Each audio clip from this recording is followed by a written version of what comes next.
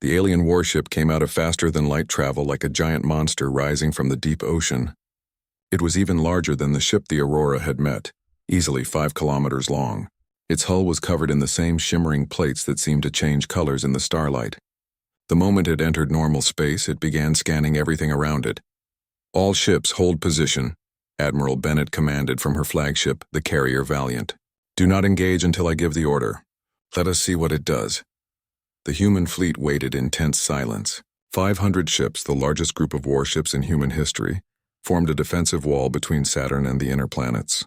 The alien ship seemed to notice them immediately. It changed course to move directly toward the fleet. On the bridge of the Defiance, Daniel watched the tactical display with growing fear. The alien ship was not slowing down. It was speeding up. "They are going to attack," Greg said quietly, his hands ready over the weapons controls. "Not necessarily," Lisa said. She had insisted on joining the Defiance as a civilian expert, arguing that someone who knew about alien life might be important. "Maybe they are just checking us out. Maybe they are curious." As if answering her words, the alien ship's weapons powered up. Energy levels spiked across its hull and dozens of fighter craft began launching from its hangar bays. "All ships, weapons free." Admiral Bennett's voice came over the communication channel. "Engage at will. This is not a drill. Defend Earth." The fleet surged forward and space erupted into chaos. Railgun slugs and missiles streaked toward the alien warship. Human fighters scrambled to intercept the enemy craft. The alien ship's shields flared bright blue as the human weapons hit, but they held firm. The alien warship fired back, and the difference in technology became clear immediately. Where human weapons fired metal slugs or simple energy beams, the alien weapons unleashed destruction. Blue-white beams of energy tore through human ships like they were made of paper. Shields that had taken billions of dollars and years to develop failed in seconds. "Portside squadron destroyed," a voice called out over the communication channel. "The Phoenix is gone. The Martinez is gone. The London is drifting with no power." Daniel gritted his teeth as he watched ships disappear from the tactical display. Each one represented hundreds of lives, friends and colleagues he had trained with and served with. But there was no time for grief. "Helm, attack pattern Delta," Daniel ordered. "Get us in close where those big guns cannot track us well. Weapons, target the fighter launch bays. If we can slow down their small craft, we might have a chance."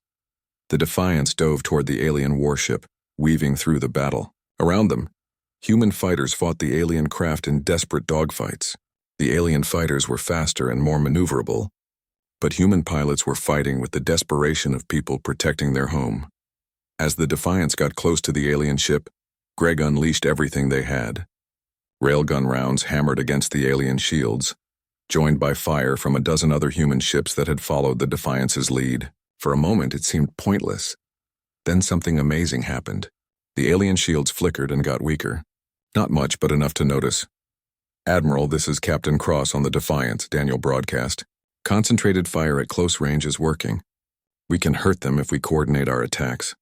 All ships, concentrate fire on the following coordinates," Admiral Bennett ordered, highlighting a section of the alien ship's hull on everyone's displays. "Pour everything you have into that spot." The human fleet obeyed, focusing their fire on one target. Hundreds of weapons, from the smallest fighter's guns to the carrier's main batteries, all struck the same section of shield. The alien defenses began to buckle under the assault, but the alien ship was far from helpless. It rotated, bringing fresh shields to bear while unleashing another devastating attack. More human ships died, their hulls torn apart or completely destroyed. "We are losing too many ships," Jack Hudson reported from Guardian 1. "At this rate, we will be down to half strength in 10 minutes. Daniel's mind raced. They were fighting bravely, but bravery alone was not enough. They needed something more, some advantage they had not yet used. Then he remembered something from the Aurora's encounter. When they had jumped to faster than light, the alien fighters had fired at where they had been, but the shots had missed. The aliens had not been able to predict where they would appear. "Admiral, I have an idea," Daniel broadcast. "It is risky, but it might work." "I am listening, Captain," Admiral Bennett replied. "We use coordinated, faster-than-light micro-jumps. Small hops, just a few thousand kilometers at a time. It will confuse their targeting systems and let us get in close from multiple angles at once. If we all jump at the same time and come out firing, we might be able to overwhelm their defenses." There was a pause as the Admiral considered the plan. Micro-jumps were dangerous and hard to predict. If the calculations were even slightly wrong, ships could appear inside each other, or too close to the alien ship. "Do it," Admiral Bennett decided. "All ships stand by for synchronized jump. Navigation, send jump coordinates to all vessels. We go on my mark." The human fleet began to pull back from the alien warship. The enemy ship pursued, clearly wanting to press its advantage. "It did not expect what came next. Mark," Admiral Bennett commanded. 500 human ships vanished at the same time. Space itself seemed to fold and collapse as they entered faster than light. For a brief moment, the alien warship hung alone in space, its sensors trying to find its suddenly absent enemies. Then the human fleet reappeared, not in one location, but in 100 different positions surrounding the alien ship. From above and below, from left and right, from every possible angle, humanity's warships came out of faster than light and opened fire. The alien shields, designed to face threats from one direction at a time, could not handle the attack from all sides at once. They flickered, overloaded, and failed in sections. Human weapons, no longer blocked by the alien defenses, struck the hull directly. Armor plating, as advanced as it was, began to buckle and tear. Explosions blossomed across the alien ship's surface as human missiles found weak points. The warship tried to rotate, tried to bring its weapons to bear, but it was surrounded and overwhelmed. "Keep firing," Daniel shouted. The Defiance's guns added to the devastating attack. "Do not give them a chance to recover." The alien warship shuddered under the assault. Its weapons continued to fire and more human ships died, but the outcome was clear now. The combined firepower of an entire fleet, delivered from every angle at once, was more than even the advanced alien ship could handle. A critical hit struck the alien ship's main reactor. For a moment, nothing happened. Then a brilliant flash of light erupted from inside the ship, and the entire vessel began to come apart. Secondary explosions rippled along its length, tearing the mighty warship into pieces. "Cease fire," Admiral Bennett ordered. "All ships, cease fire." The human fleet stopped shooting.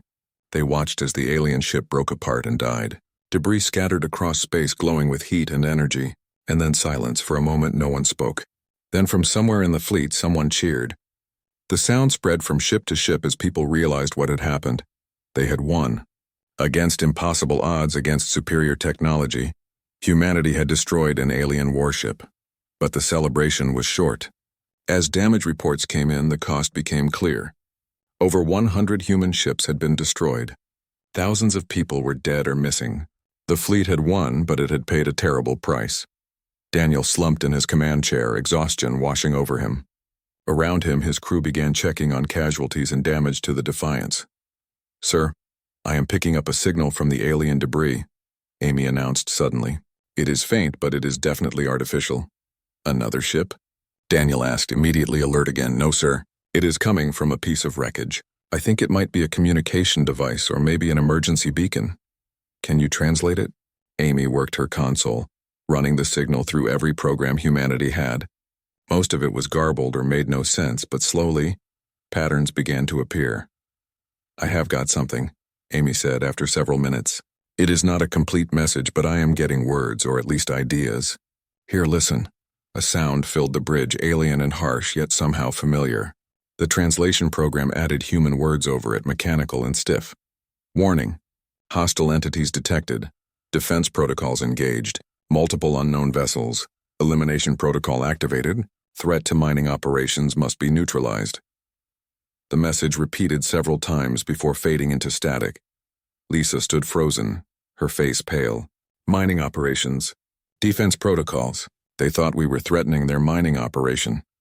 The full meaning of the message settled over the crew like a heavy blanket. The alien warship had not been on a mission of conquest or extermination. It had been a defensive ship, protecting what it thought were legitimate operations in the Kepler system. "They attacked us because they thought we were the threat," Daniel said quietly. "And we just destroyed them for doing exactly what we would have done." The situation was more complex than anyone had thought. Neither side had truly been the aggressor. Both had acted in what they believed was self-defense.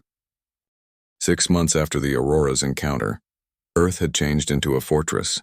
The media blackout had eventually been lifted and the news of hostile alien life had shocked everyone. But instead of falling into panic, humanity had come together with a determination that surprised even the most hopeful. People, Admiral Claire Bennett, stood in the command center of the newly built Orbital Defense Platform Guardian 1. She watched as construction crews finished the massive weapon systems. Around Earth, a ring of similar platforms was being built. Each one was covered with railguns, missile launchers, and experimental energy weapons that scientists had tried to copy from the limited data the Aurora had collected. Status report, Claire commanded, looking at the holographic displays showing Earth's defenses. Captain Jack Hudson, the platform's commanding officer, walked over with a datapad. We are at 70% operational capacity, Admiral. All primary weapon systems are online. Shields are working at full power. We can defend the planet if they come, though I would prefer another 2 months to get everything to 100%. You and me both, Captain, Claire replied, but we do not get to choose our timeline. If that reconnaissance group we sent to Kepler got spotted, the aliens might already be on their way. The reconnaissance mission had launched 3 months ago, 5 stealth ships equipped with the best sensor technology humanity could build. Their orders were simple. Watch the alien warship from far away. Gather information and return without being detected. So far, they had maintained radio silence as planned. A communication officer called out from his station. Admiral, incoming faster than light signature. It is one of our reconnaissance ships, the Nightwing. Claire's heart sank. One ship returning early was not part of the plan. Put me through as soon as they are in range. Minutes later, the holographic display showed the pale, tired face of Commander Sophie Blake, captain of the Nightwing. Admiral Bennett, Sophie said, her voice strained. We have a priority report. The situation at Kepler has gotten much worse. Go ahead, Commander, Claire ordered, preparing herself for bad news. The alien warship we encountered is not alone. Our sensors detected at least 17 similar ships in the system. All of them are military grade, but that is not the worst part. Admiral, they are building something. A massive construction project in orbit around the 4th planet. We could not get close enough to see exactly what it is, but the energy readings suggest it is some kind of gateway or portal device. Claire felt ice in her veins. A gateway? You mean a way to bring in more ships? That is our best guess, Admiral. If I am right, that system might be a staging ground for a much larger fleet. And ma'am, there is more. 3 days ago, one of their ships left orbit and headed toward Sol. We do not know if it is coming here specifically, or if it is just exploring. But at their current speed, they will reach the outer solar system in about 8 weeks. The command center went silent. Everyone understood what that meant. Humanity's time had run out. The enemy was coming. Thank you, Commander Blake, Claire said, forcing her voice to stay steady. Proceed to Mars Orbital Station for debriefing. Guardian 1 out.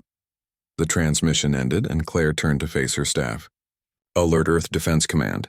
Contact all member nations of the Solar Defense Initiative. Begin Operation Fortress. Every ship, every weapon, every defense we have goes on full alert.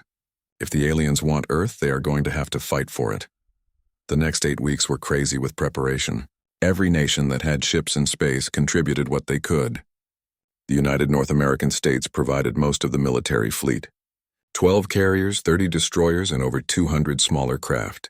The European alliance gave advanced shield technology and experimental weapons. The Pan-Asian Confederation provided fighters and drones by the thousands. Even the small colonies on Mars and Jupiter's moons sent what ships they could spare. Meanwhile, on Earth, people were being moved from coastal cities and major population centers. Underground bunkers, built during earlier times of fear, were reopened and stocked with supplies. Governments around the world started emergency plans. The message was clear. This was a threat to human existence, and everyone needed to do their part. Daniel Cross, now promoted to captain and given command of a new destroyer called the Defiance, watched the preparations from his ship's bridge. Around him, his crew worked with focused intensity, running practice drills and checking systems. Many of them were veterans from the Aurora, survivors who had signed up again despite knowing the dangers. Captain, all weapon systems green, Greg Palmer reported from the tactical station. He had followed Daniel to the new ship, refusing to let his commander face the aliens alone. Shields at maximum, Amy Sullivan added from the operations console. Faster than light drive is online and ready. We can jump in 3 seconds if needed. Good, Daniel said, looking at the tactical display showing where every human ship in the solar system was. Over 500 vessels, the largest fleet humanity had ever put together, all coming together at Saturn. That was where they would make their stand. The plan was simple. Establish a defensive line at Saturn and fight the alien ship when it entered the outer solar system. If humanity could destroy or disable it before it reached the inner planets, they might prevent it from reporting back to its fleet. It was a long shot, but it was the only plan they had.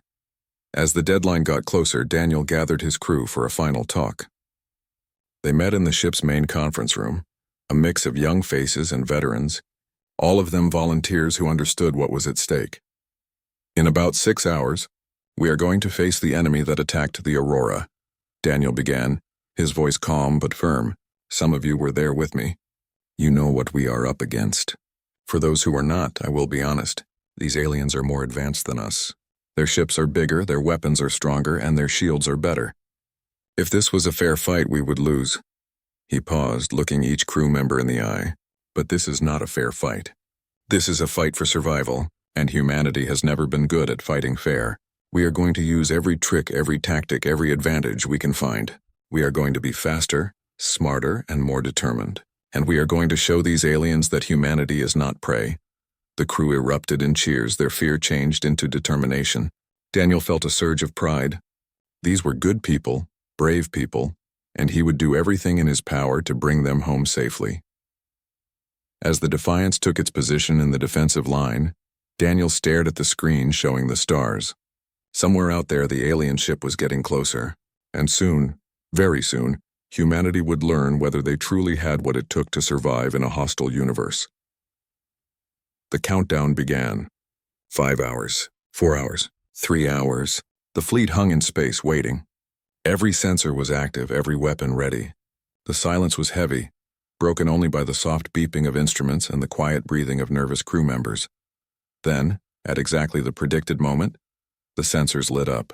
A faster-than-light signature, massive and unmistakable, appeared at the edge of the solar system. The alien ship had arrived. Daniel took a deep breath. All hands, battle stations, this is it. This is what we have been preparing for. Remember your training. Trust your crewmates. And do not give up no matter what happens. Around him, the crew moved with practiced efficiency. Fear was there, he could see it in their eyes. But so was determination. They were ready to fight, ready to defend their home, ready to show the universe that humanity would not go quietly into the night. The alien warship appeared on the main screen, massive and menacing. Daniel gripped the armrests of his command chair. Here we go, he whispered. The battle for Earth was about to begin. The Aurora arrived at the Neptune relay station 3 days after the attack. The ship looked terrible with holes in its hull and burn marks all over. The station was a massive ring of metal orbiting Neptune's largest moon. It served as one of humanity's farthest communication outposts. From here, messages could be sent back to Earth almost instantly using special quantum technology. Station Commander Peter Walsh met them at the airlock. His face showed shock and worry when he saw the damage to the Aurora and the haunted looks in the crew's eyes. He had been in space long enough to know what combat did to people. Commander Cross, Peter said, shaking Daniel's hand firmly. Your message was broken up, but we got the main idea. You are saying you found a hostile alien ship? Daniel nodded tiredly. More than found. They attacked us without any warning. We barely got away. I need to use your long-range communications right now. Earth Command needs to know about this immediately. Peter led them to the station's command center, a circular room filled with holographic displays and communication equipment. Medical teams rushed past them to help the Aurora's wounded. Station engineers began looking at the ship's damage. In the command center, Daniel stood before the communication console, trying to organize his thoughts. Behind him, Amy had already started uploading all the data from their encounter. Sensor logs, video recordings, communication attempts, everything. The proof was clear. Humanity was no longer alone, and their new neighbors had tried to kill them. Open a priority channel to Earth Command, Daniel ordered. Maximum encryption. This information cannot leak out. Peter worked the controls. Within moments, the holographic display showed the seal of Earth Defense Command. The image changed to show Admiral Claire Bennett, the head of humanity's military space forces. Commander Cross, Admiral Bennett said in a crisp, professional voice. Your initial report reached us an hour ago. I need you to tell me every detail of this encounter, starting from when you first detected the alien signal. For the next 2 hours, Daniel told the whole story. He described the signal they found, how they approached the fourth planet, what the alien warship looked like, and the sudden attack. Amy added technical data, showing the recordings of the alien ship and its powerful weapons. Admiral Bennett watched everything in silence. Her expression got darker with each passing minute. When Daniel finished, she sat back in her chair and put her fingers together in front of her face. "This changes everything," she said quietly. "For 200 years we have been alone in the universe. Our biggest fear was not finding anyone else out here, but now I realize we should have been more afraid of what we might find." "Admiral, with respect, we do not know why they attacked," Lisa said, stepping forward. "They might have been defending their territory. We might have broken some law or custom we do not understand. There could still be a chance for peaceful communication." Admiral Bennett shook her head slowly. "Dr. Morgan, I appreciate your hope, but my job is to prepare for the worst. That alien ship attacked a research vessel without warning, without trying to communicate, without any clear reason. That is not defensive behavior. That is aggression. And if there is one ship like that, there are probably many more." The weight of those words settled over everyone in the command center. Daniel felt a chill run down his back. The Admiral was right. They had met one ship, but its advanced technology suggested a civilization far ahead of humanity. If that civilization was hostile, Earth could be facing total destruction. "What are your orders, Admiral?" Daniel asked. "First, you and your crew are grounded until we finish debriefing you completely. Second, all exploration missions beyond the Kuiper Belt are canceled until further notice. Third, I'm recommending to the Security Council that we immediately begin building up our military. We need more ships, more weapons, better shields, faster engines. If this alien species comes looking for us, we need to be ready to defend ourselves." "That will take years," Peter said. "Maybe decades. We do not have that kind of time if they are already aggressive. Then we will have to hope they do not find us before we are ready." Admiral Bennett replied grimly. "Commander Cross, I am also ordering a complete media blackout on this incident. The public cannot know about this yet. If word gets out that hostile aliens exist, it could cause mass panic." Daniel frowned. "With respect, Admiral, people have a right to know. This affects everyone on Earth. And they will know when the time is right," Admiral Bennett said firmly. "But we need to control how this information is shared. We need to prepare people, give them hope that we can defend ourselves. If we announce this now, with no plan and no defenses, it will cause chaos. Trust me on this, Commander." Daniel wanted to argue, but he understood the Admiral's thinking. The knowledge that humanity was not only not alone but was potentially facing extinction would be devastating without something concrete to offer as hope.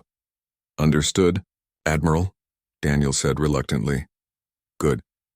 I am sending a carrier group to the Kepler system to watch from a distance. They will stay far away and avoid contact if possible. We need to learn more about this species. Their numbers, their capabilities, their homeworlds. Knowledge is our best weapon right now."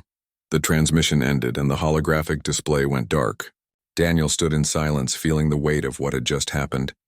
In a matter of days, he had gone from an explorer seeking new worlds to a soldier reporting the possible start of an interstellar war.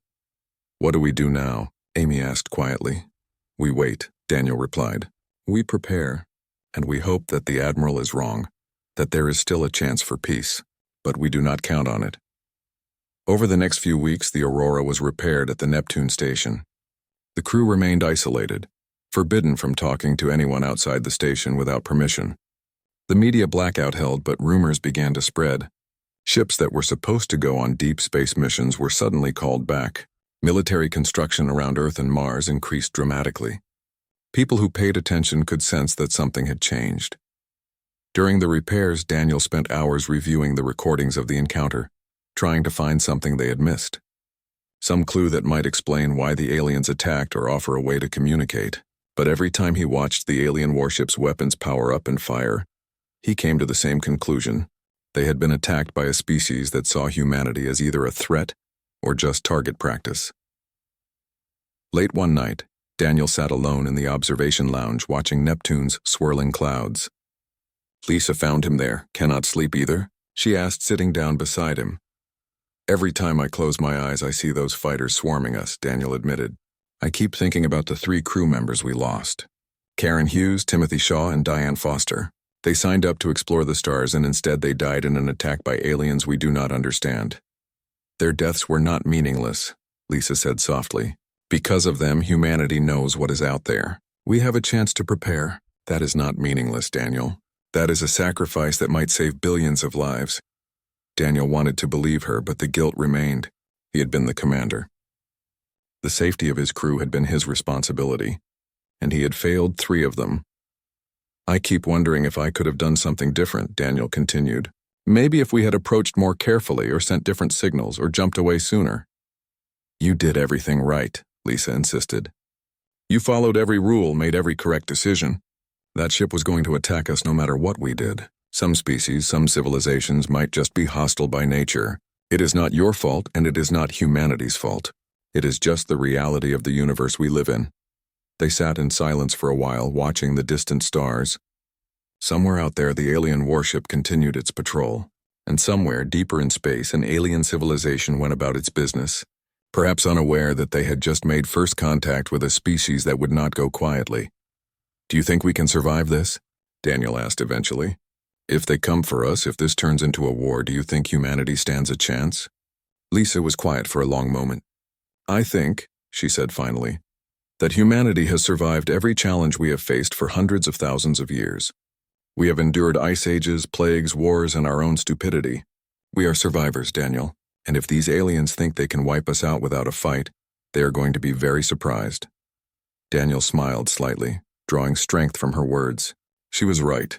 Humanity had always found a way to endure. This would be the greatest test in human history, but they would face it together.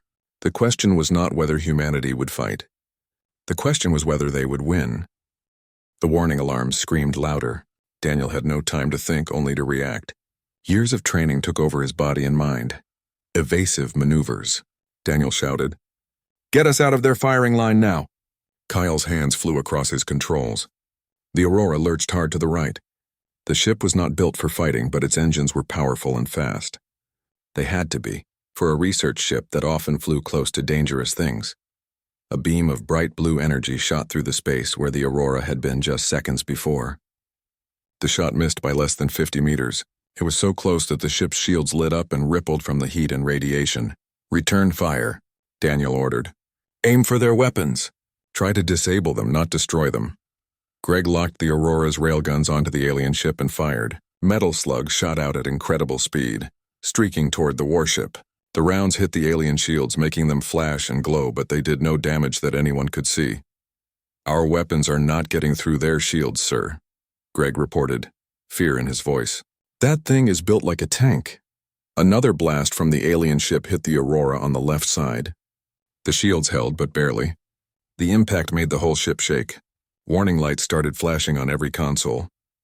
Shields at 70%, Greg called out. We cannot take many more hits like that. Lisa held onto her station tightly. Her mind, which loved to study and understand things, was now just trying to make sense of why this was happening. Why are they attacking? We have not done anything to threaten them. Maybe we crossed into their territory, Amy suggested. She was still trying to send messages to the alien ship. Or maybe they think all unknown species are enemies. Daniel's mind raced through options. They were outgunned and their weapons could not hurt the alien ship. The only thing the Aurora had going for it was speed and the ability to turn quickly, but they could not dodge forever. Kyle, how long until we can jump away? Daniel demanded. The faster-than-light drive needs 3 more minutes to charge, Kyle responded. His voice was tight with concentration as he steered the Aurora through another wave of alien fire. If we try to jump before then, we could tear the ship apart. 3 minutes felt like 3 hours in a fight. Daniel watched as another group of energy weapons shot through the space around them. One blast hit the back of the Aurora and the ship shook hard. Shields at 40%, Greg announced. We have a hull breach in Section 7. Emergency doors are sealing it. No one is dead yet, but people are hurt. Daniel made a decision. Put all power into engines and shields. Turn off everything we do not absolutely need. We are running away. The Aurora pushed forward at maximum speed, burning away from the alien warship as fast as it could go. For a moment, it looked like they might escape. The distance between the two ships started to grow. Then something on the alien ship changed. A door opened on the front of it and dozens of smaller craft came flying out. They were fighters or drones, sleek and impossibly fast. Within seconds, they were getting closer to the Aurora. Multiple enemy fighters coming at us, Greg reported, panic rising in his voice. They are faster than us, sir. Much faster, Daniel cursed under his breath. Amy, send out messages on every frequency we have. Math sequences, pictures, anything that shows we are intelligent and peaceful. Maybe if we can communicate, we can stop this. Amy's fingers flew across her console. She sent out every kind of first contact message that humans had ever created. Prime numbers, the Fibonacci sequence, images of Earth and its people, audio recordings in many languages.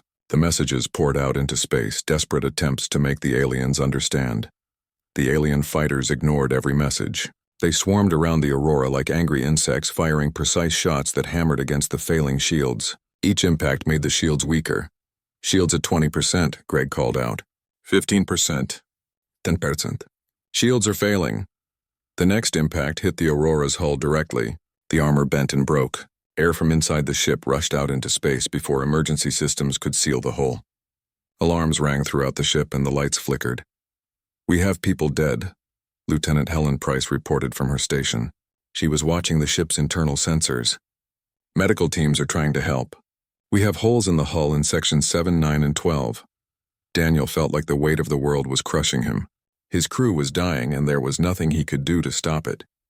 The alien fighters circled the Aurora like sharks, getting ready to attack again. Jump drive is charged, Kyle announced. We can go now, but I cannot promise a clean exit with all this damage. Do it, Daniel ordered without waiting. Get us out of here. Any direction, any distance, just get us away from them. Kyle pressed the controls and the Aurora's faster-than-light drive turned on. Space twisted around the damaged ship in ways that hurt to look at. The alien fighters fired one last time, their shots tearing through the space where the Aurora had been. But the ship was already gone, racing through dimensions that existed between normal space, running away from the encounter that had turned humanity's greatest hope into its worst nightmare. Inside the Aurora, emergency lights made everything look red. Damage reports came in from all decks. 3 crew members were dead, killed when the hull holes sucked the air out of their sections. 11 more were hurt, some badly.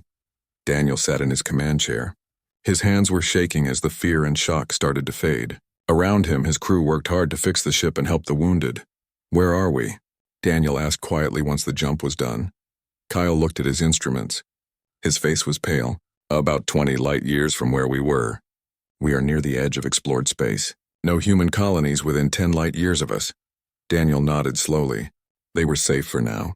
But what had just happened weighed on him like a physical weight. Humanity had made first contact with aliens, and those aliens had immediately tried to kill them. Lisa walked up to his chair. Her face was wet with tears. 3 people are dead, Daniel. 3 good people who came out here to explore and learn. And for what? To be shot at by aliens who did not even try to talk to us. We do not know why they did it, Daniel said, though his words sounded empty even to him. Maybe we entered a war zone. Maybe they are territorial. Maybe they have had bad experiences with other species. Or maybe they are just monsters, Greg muttered from the weapons console. Maybe not every species in the universe is going to be friendly. Amy looked up from her station. Her eyes were red from crying. I recorded everything, sir. Every scan, every transmission, every second of what happened. Earth needs to know about this. They need to know what is out there. Daniel stood up, forcing himself to look confident even though he did not feel it. You are right. Kyle, set a course for the nearest relay station. We need to get this information back to Earth Command as fast as we can. The rest of you, help fix the damage and take care of the wounded. We survived this, but we cannot relax yet. As the crew went to their tasks, Daniel stared at the screen showing the stars moving past them. Somewhere back there in the Kepler system, an alien warship was still patrolling, and now it knew that humanity existed. The age of innocence was over. Humanity had reached for the stars and found that the universe was far more dangerous than anyone had thought. The question now was not whether humanity was alone in the universe.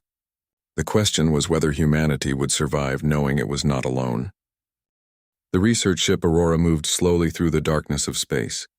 Commander Daniel Cross stood on the bridge, watching the stars on the big screen in front of him. His crew had been out here for 8 months now, far from Earth, looking at new planets and testing their ship's engines. Daniel was tired but excited. Every day brought something new to discover. Today felt different somehow. He could not explain why, but something in his gut told him this day would be important. Lieutenant Amy Sullivan sat at her station, checking the communication systems like she did every day. Her job was to listen for any signals, anything that might tell them about life on other worlds. For months she had heard nothing but static and natural noise from space. Then something changed. A beep on her screen made her sit up straight. She looked closer, her heart beating faster. There was a signal coming through. It was not random noise. It had a pattern, a structure that could only mean one thing. "Commander, I have something strange here," Amy said, trying to keep her voice calm. "It is not natural. Someone made this signal." Daniel walked over to her station quickly. He looked at the screen, seeing the waveforms that Amy was pointing at. In all his years in space, he had never seen anything like this. The signal was complex, with numbers arranged in ways that seemed almost like music. "Could it be one of our ships?" he asked, even though he knew the answer. "No, sir. The pattern is completely different from anything we use. Whatever is sending this, it is not human." Everyone on the bridge stopped what they were doing. They all understood what Amy had just said. For over 200 years, humans had looked for other intelligent life in space. They had found bacteria and simple plants on other worlds, but never another civilization that could build and create like humans could. Lieutenant Kyle Brennan, who guided the ship, checked where the signal was coming from. "It is from the 4th planet in this system, sir. About 3 astronomical units away from us." Daniel felt his heart beat faster. This was what every explorer dreamed about, finding proof that humans were not alone in the universe. But he had been in space long enough to know that they needed to be careful. "All right, everyone listen," Daniel said in a calm voice. "This is what we came here for, but we go slowly. Amy, keep watching that signal. Try to figure out if it is a message or just a broadcast. Kyle, take us toward that planet, but go slow. I want full sensor scans every 1,000 kilometers. Ensign Greg Palmer, turn on our shields and get the weapons ready, just in case." Greg was the youngest person on the bridge. He nodded and started working on his controls. The Aurora was mainly a science ship, but it had some weapons to protect against pirates or dangerous asteroids. As the ship started moving toward the signal, Dr. Lisa Morgan came onto the bridge. She was the ship's expert on alien life. She had been working in her lab when she heard what was happening. "Is it true?" she asked quietly. "Have we really found them?" Daniel nodded, allowing himself a small smile. "It looks that way, Doctor. We are going to check it out now." Lisa walked over to Amy's station, her mind already full of questions. What would these aliens look like? How would they talk? Would they be friendly or dangerous? The hours passed slowly as the Aurora crept forward. The signal got stronger and Amy started to pick up more than one source. Whatever was on that planet, there was more than one of them. "Commander," Kyle called out, his voice tight with worry. "I am reading a massive object in orbit around the 4th planet. It is big, sir. Really big." The main screen changed to show what Kyle had found. At first it looked like just a dark shape against the stars. But as the Aurora's cameras focused and made the image clearer, everyone on the bridge gasped. It was a ship. But it was not a human ship. It was not anything that looked like human technology. The ship was enormous, easily 3 times bigger than Earth's largest military ships. Its outer surface was made of plates that seemed to glow with their own light. Its shape was strange, with curves and odd parts sticking out that might be weapons or sensors or something else entirely. "My God," Greg whispered, his hand moving toward the weapons controls. "That is a warship." Daniel studied the alien ship carefully. Greg was right.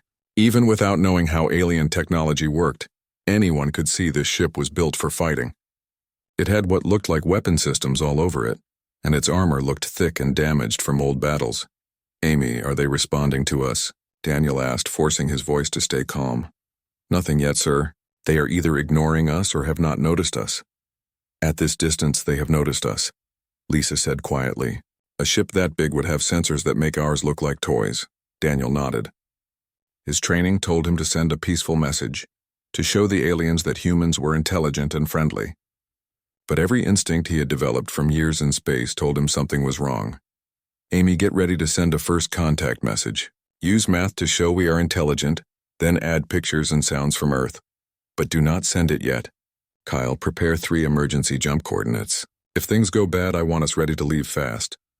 As everyone worked, the alien ship suddenly came alive. Lights flickered along its surface and it started to move. It turned slowly until it was facing the Aurora directly. "They are scanning us," Greg announced, his voice getting higher. Multiple sensor locks, sir. I am reading energy building up across their ship. Stay calm, everyone, Daniel commanded, though his own heart was pounding. We came in peace. Let us give them a chance to respond the same way. The alien ship finished turning, and for a moment nothing happened. The two ships hung in space, thousands of kilometers apart, each looking at the other. Then the alien ship's weapons powered up, and everything changed. Warning alarms screamed across the bridge. Red lights filled the room. The tactical display showed energy levels rising to dangerous levels on the alien ship. Daniel knew what was coming. He had seconds to act. His crew looked at him, waiting for orders, trusting him to save their lives. The peaceful first contact he had dreamed of was about to become a nightmare. The alien ship was preparing to fire, and the Aurora was directly in its sights.